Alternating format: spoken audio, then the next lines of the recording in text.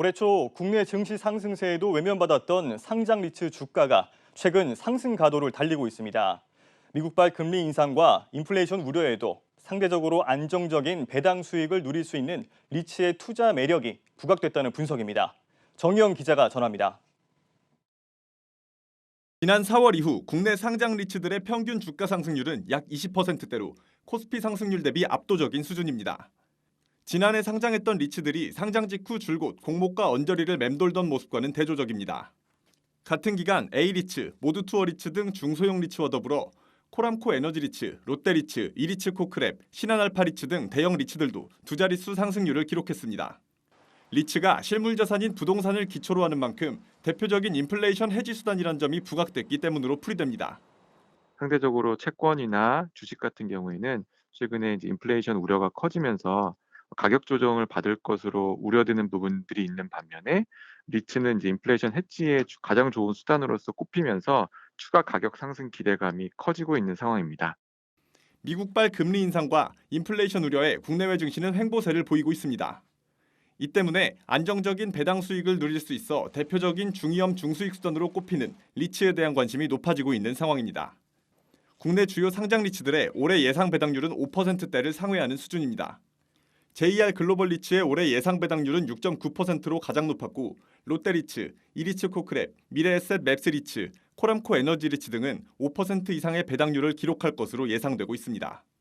이처럼 금리 대비 높은 배당 수익률을 안정적으로 거둘 수 있다는 점이 부각되면서 중장기 투자 자산인 퇴직연금 계좌내 리츠 잔고 역시 가파르게 증가하고 있습니다. 지난달 말 기준 주요 6개 증권사의 퇴직연금 계좌내 리츠 잔고는 1,570억 원대로 지난해 말 대비 2배가량 증가했습니다. 아울러 코로나19 백신 접종 확대에 따라 경제활동 재개 기대감 역시 증가하면서 리츠 투자 매력이 더욱 높아지고 있습니다. 이런 기업들이 실적 발표를 통해서 사업성이 개선이 되고 있고, 그리고 개인들도 가처분 소득이 늘어나게 되면 임차 수요가 늘어날 수밖에 없는 그런 환경에 있습니다. 결국에는 그 부동산을 임대하는 사업을 이제 그 주요 비즈니스 모델로 가지고 있는 리츠 기업들한테는 굉장히 긍정적인 상황이기 때문에. 다만 리츠의 경우 주가 상승보다는 배당이 주요 수익원인 만큼 투자 시점의 주가에 따라 투자자별로 배당 수익률이 달라질 수 있다는 점은 투자에 앞서 유의할 점으로 꼽힙니다. 한국경제TV 정희영입니다. 네, 앞서 리포트에서 보신 대로 이제는 리츠 시대라고 해도 정말 과언이 아닐 정도로 이 상장 리츠에 대한 관심이 높아지고 있는데요. 증권부 문영민 기자와 함께 리츠 투자에 대해서 좀 더 자세히 살펴보겠습니다. 네, 문 기자. 최근 리츠 투자 열기가 굉장합니다. 이러한 리츠 열풍 하반기에도 어떻게 좀 이어질 걸로 보십니까? 증권업계에서는 이 하반기는 물론이고요. 지속해서 이 리츠에 대한 관심이나 열기는 확대될 것으로 전망을 하고 있습니다. 리포트에서 보신 것처럼 이 경기 회복 기대감이 가장 큰 이유인데요. 경기 재개에 따라서 임대료가 상승하면 당연히 부동산 수익도 확대되기 마련이겠죠. 그래서 현재 인플레이션 압박이 지속적으로 커지고 있는 상황인데 이에 따라 리츠가 인플레이션의 해지 대안으로 부각이 되면서 주목을 받고 있는 겁니다. 즉 물가 인상으로 유발된 부동산 임대료 인상이 인플레이션 방어주 역할을 하고 있다는 분석입니다. 또 인플레이션과 금리 인상 가능성이 부각될수록 증시 변동성이 커지고 있는데 이에 따라서 좀 안전자산으로 자금이 몰리게 되고 있습니다. 안전자산으로 여겨지는 부동산으로 자금이 흘러들어올 것으로 전망이 되고 있어서 증권업계에서는 인플레이션 우려가 예상되는 하반기 그리고 그 이후에도 리츠에 대한 관심은 지속될 것으로 전망을 하고 있습니다. 네, 결국에는 이 리츠가 이 인플레이션의 어떤 좀 수혜를 받을 것으로 예상을 하고 있는 건데, 그런데 이 리츠에도 종류가 참 다양하지 않습니까?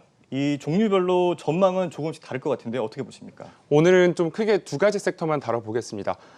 크게 산업 리츠와 상업 리츠 이 두 가지를 다뤄볼 텐데요. 네. 전망이 조금씩 다릅니다. 우선 데이터 센터나 물류 센터 등을 편입하고 있는 이 산업 리츠의 경우는 코로나19 팬데믹에도 안정적인 수익률을 보여줬었습니다. 이러한 산업 리츠는 언택트 수혜주로 분류가 되면서 상업 리츠보다 상대적으로 좋은 주가 흐름을 보여줬는데요. 증권가에서는 상대적으로 많이 오른 이 산업 리츠의 주가는 당분간 부진하겠지만 언택트 기조가 이미 문화로 정착된 이상 꾸준히 안정적인 상승률을 보여줄 것으로 전망을 했습니다. 반면 호텔이나 백화점 또 카지노 등을 담은 상업 리츠의 경우 이 당분간 산업 리츠보다는 큰 폭의 상승이 전망되고 있습니다. 코로나19 백신 접종률이 높아지면서 경기 회복 기대감이 커지고 있는데요. 이에 따라 호텔이나 백화점 등 상업 리츠의 실적이 개선될 것이라는 게 가장 큰 이유입니다. 증권업계에서는 경제 활동이 재개되면 이 문을 닫았던 시설들이 정상화되고 실적이 개선되면서 결국 이 상업 리츠에 대한 실적 개선도 뚜렷하게 나타날 것이라고 평가를 했고요. 또 어떤 증권업계에서는 물류 데이터 센터 등 코로나19 수혜 리츠에서 현재는 리테일이나 호텔 등으로 순환매가 일어나고 있다라고 평가까지 했습니다. 네, 그러니까 결국에는 이제 산업 리츠보다는 어떻게 보면 상업 리츠를 더 관심 있게 보면 좋을 것 같습니다. 그런데 이 현재 국내에 상장된 리츠가 모두 13개입니다. 생각보다 많지는 않아요. 상장을 앞둔 어떤 다른 리츠 상품들도 있습니까? 미국에 비해서는 굉장히 좀 작은 규모입니다, 우리나라가. 근데 올 하반기에 국내 상장을 예정하고 있는 리츠들이 줄줄이 예고가 돼 있는 상황이고요.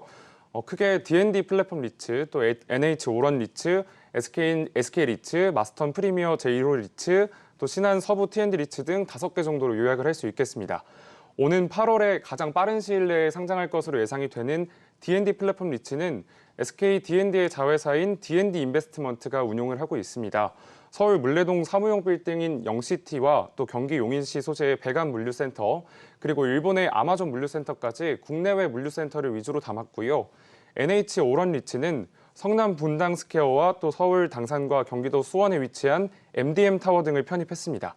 회사 관계자는 오피스 섹터와 이 물류센터의 섹터를 골고루 편입시키면서 리스크를 좀 완화시키려는 목적이 있다라고 설명을 했고요. 이어 SK 리츠는 서울 종로구에 있는 SK 서림 빌딩과 또 전국 100개 이상의 SK 주유소를 주요 기초자산으로 삼았습니다.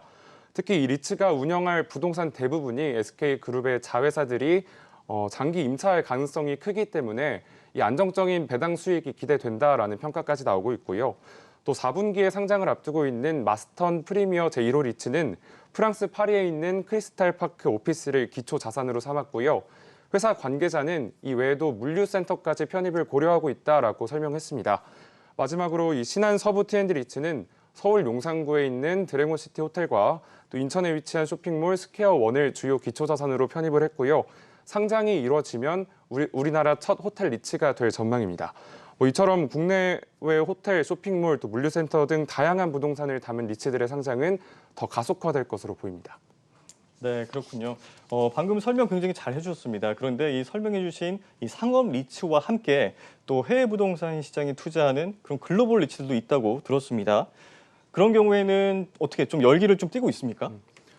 맞습니다. 미국, 일본, 캐나다, 홍콩 등 이 글로벌 리츠도 마찬가지로 상승세를 보이고 있는데요. 이달에만 3% 이상 상승하고 있습니다.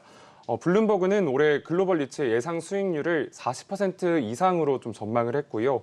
지난해에는 마이너스 9.5%였는데 이 부진했던 수익률과 좀 비교가 되는 것뿐만 아니라 최고 수익률을 기록했던 지난 2006년 28%를 뛰어넘어서 15년 만에 최고치를 기록할 것으로 예상하고 있습니다. 가장 큰 규모를 보유한 미국 리츠 지수는 지난 1월과 비교해 5개월 동안 21.4% 올랐고요. 같은 기간 일본은 17.6%, 또 캐나다는 17.4%, 홍콩은 15.3% 상승했습니다. 미국 리츠의 경우 최근 경기 정상화 기대감에 특히나 리테일 관련 리츠, 아까 말씀드린 상업 리츠에 대한 전망이 좀 밝은 편이고요. 또 미국 주택 시장이 호황 국면에 접어들면서 주거 리츠도 높은 상승률을 기록하고 있습니다. 실제로 소매 섹터로 분류되는 사이먼 프로퍼티와 리젠사 센터는 5개월간 각각 55%, 44.3% 올랐습니다. 또 주거 섹터로 분류되는 에쿼티 레지덴셜과 아바론 베이는 33%가량 상승했습니다. 일본 리츠의 경우 호텔 리츠가 주목을 받고 있는데요. 증권업계에서는 백신 접종률이 높은 국가들끼리 여행을 허용하는 트래블 버블이 형성되면서 이 해외 여행에 대한 기대감이 커졌기 때문으로 분석했습니다. 네, 그렇군요.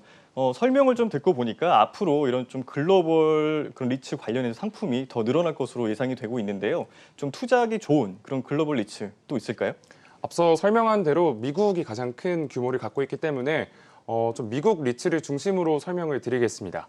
미국 리츠는 오피스, 주거, 리테일, 물류, 호텔뿐만 아니라 헬스케어나 놀이동산, 카지노, 교도소까지 이 리츠로 지금 운영을 하고 있는데요. 미국 UBS 증권이 이러한 리츠 240개 정도 가운데서 하반기에 주목할 만한 대표적인 리츠 상품을 좀 꼽았습니다. UBS는 특히 소비 관련 리츠와 주거 리츠 크게 두 가지 섹터의 리츠를 선정했는데요. 소비 관련 리츠로는 물류 저장 창고를 소유하고 또 운영하고 있는 엑스트라 스페이스와 미국 최대 상업용 쇼핑몰을 소유하고 있는 사이먼 프로퍼티를 추천했고요. 또 주거 리츠로는 주택 임대업체인 에쿼티 라이프스타일과 주택 임대는 물론이고요. 이 레저용 차량과 리조트, 항구시설까지 운영하고 있는 선 커뮤니티스를 선정했습니다. UBS는 이 리츠들이 고평가 부담이 적고 또 안정적인 수익을 낼 수 있을 것이라는 평가까지 내놨습니다. 네, 국내외 리츠 상품과 또 시장 전망까지 자세히 살펴봤습니다. 증권부 문형민 기자였습니다. 잘 들었습니다.